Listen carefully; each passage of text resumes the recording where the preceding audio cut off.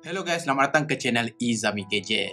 So, lockdown datang lagi. Jadi of course, ramai antara kita yang dah mula kena duduk rumah, work from home, online learning, online meeting dan everything lah.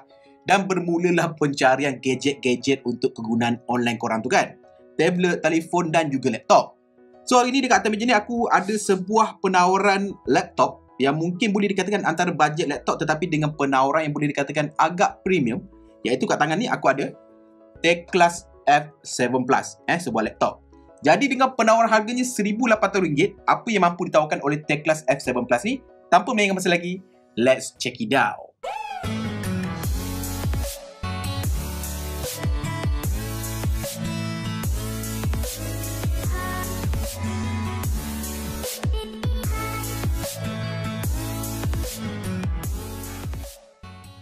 So, first thing first, berbicara pasal dia punya design. Ini adalah satu part yang aku suka tentang Teclas F7 Plus ini ataupun apa-apa Teclas punya siri laptop di mana untuk penawaran harga bawah RM2,000 dia hadir dengan binaan yang boleh dikatakan agak premium di mana boleh dikatakan keseluruhan body ini adalah daripada aluminium. Lantas dia terasa berat yang aku boleh katakan in the good way, terasa sejuk dekat tangan, terasa mewah. Dan yang menariknya adalah laptop ni adalah boleh dikatakan sangat-sangat nipis untuk kelas harganya. Di mana kalau korang boleh lihat, dia adalah setipis lebih kurang MacBook Air yang sebelum ni lah. Bukan paling baru. Paling baru ni agak nipis. Tapi yang ni boleh dikatakan considerably sangat-sangat nipis. Di mana dari segi design, aku memang boleh katakan Teclas memang mengambil inspirasi daripada MacBook punya design lah. Dari segi warna, binaan, keyboard, trackpad, everything nampak sangat-sangat similar. Tetapi in a good way. Sebab apa? Dalam zaman sekarang ni, apa yang bagus kita patut copy lah. Tetapi harganya janganlah sama copy. Alright. Jadi untuk membuka laptop ni kan, dia tak ada satu tempat nak congkel lah. Jadi korang masukkan tangan korang. Alright. Jadi dia boleh dibuka dengan satu tangan. Sebab base dia ni boleh dikatakan agak berat. Jadi bila masuk je korang akan nampak dia punya design macam ni lah, lebih kurang. Alright.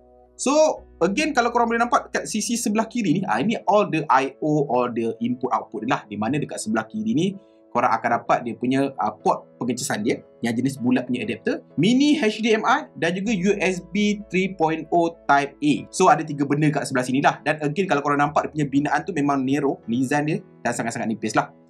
Dekat sebelah sini pula, okay, sebelah, kita kata sebelah kanan dia lah, korang akan dapat dia punya another 3.0 Type A punya port. Korang akan dapat dia punya headphone jack punya port dan korang akan dapat micro SD card punya port.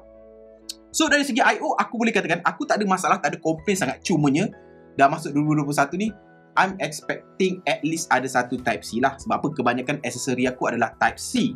Dan I'm hoping that full size punya HDMI. Sebab apa? Mini HDMI tu agak sukar untuk kita nak cari kabel dia lah. Kebanyakan perkara adalah full size punya HDMI.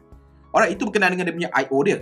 Tapi overall, apa aku boleh katakan, feels in hand design dia memang sangat-sangat menarik lah. Memang sangat-sangat best lah. Kalau korang nampak layout dia, keyboard macam ni, trackpad dia, everything memang sangat-sangat Apple-ish ataupun MacBook sangat.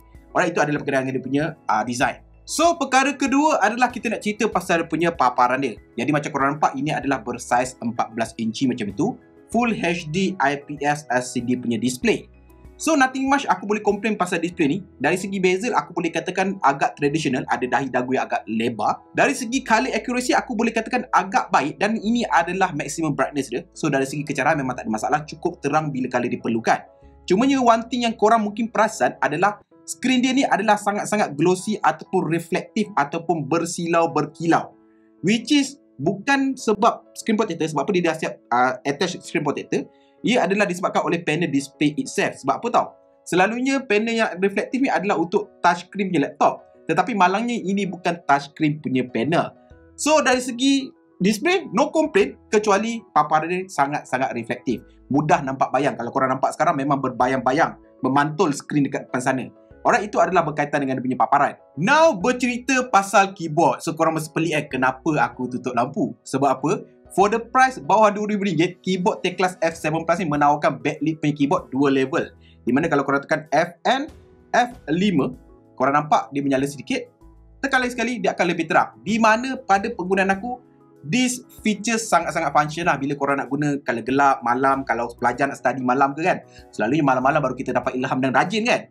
This keyboard korang boleh gunakan tanpa perlu nak pasang lampu, tanpa perlu teraba-raba.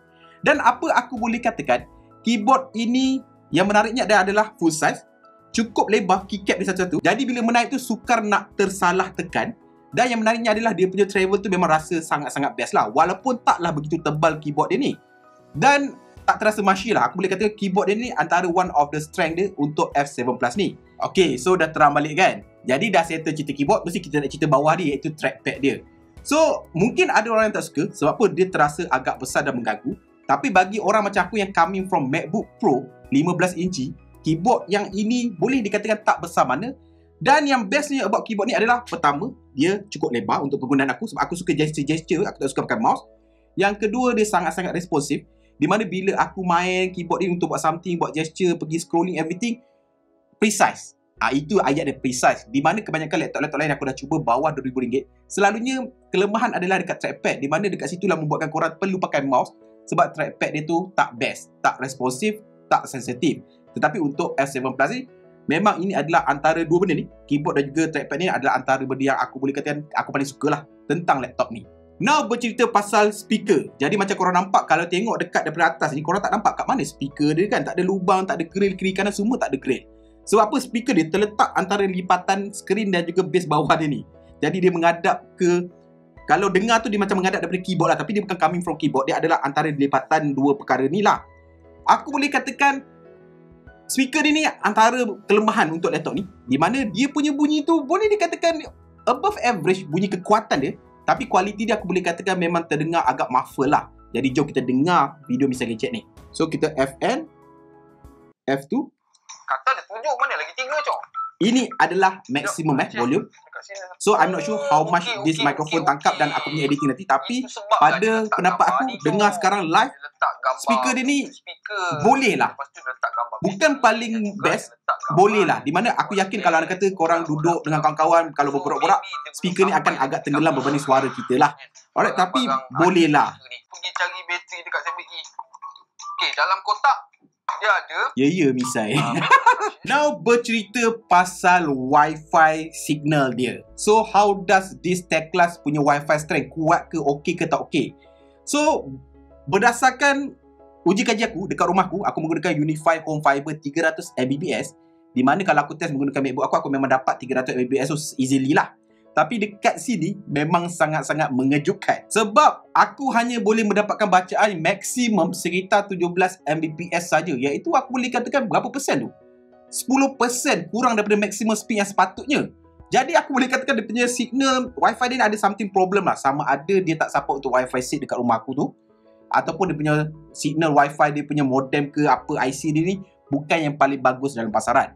So ini adalah kelemahan kedua selain daripada dia punya paparan yang glossy dan juga dia punya speaker yang perlahan. So dari segi battery life pula, so untuk TechClass F7 Plus ni dia hadir dengan bateri berkapasiti 5000 mAh, which is untuk sebuah laptop bukan paling besar tapi bukanlah paling kecil. Kalau compare to the previous punya model, ini adalah boleh dikatakan sedikit kecil.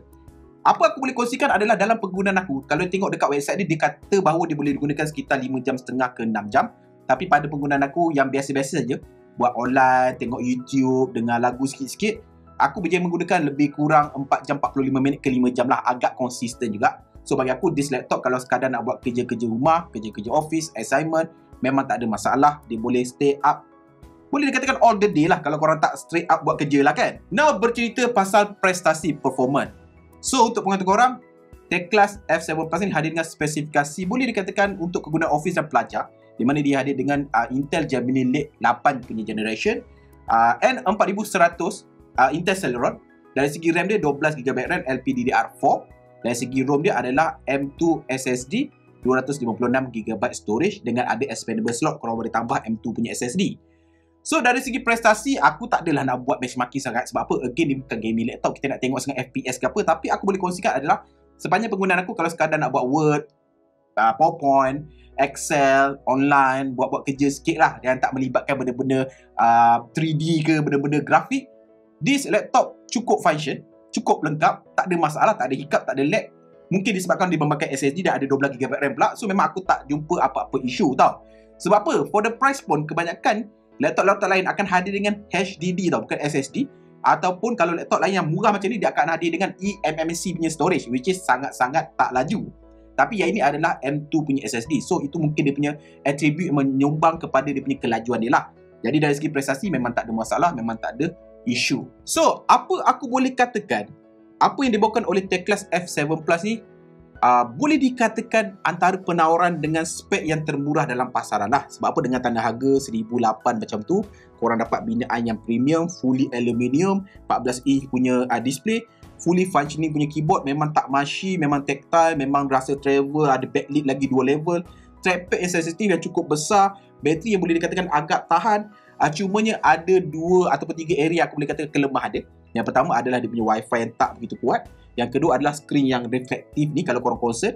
Yang ketiga adalah speaker yang tak begitu kuat. Tapi selain daripada 3 perkara ini, dia adalah sebuah laptop yang aku boleh katakan for the price agak menarik untuk diketengahkan lah. So guys, kalau anda kata korang nak dapatkan link semua dekat bawah. Dan sampai bertemu lagi di video akan datang. Macam biasa guys, Assalamualaikum. Ciao.